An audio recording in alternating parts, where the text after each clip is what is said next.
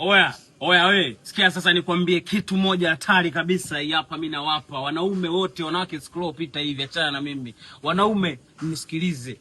Ukitaka mwili wa kutambulishika ukweni, mwili wa kiume,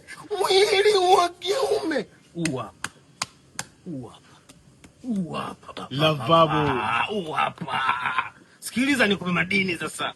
Wewe usiende zako huko ukasema eti mimi naenda zangu gym, niwe na six pack, niwe na kichest. Uongo baba, unajichosha maniga.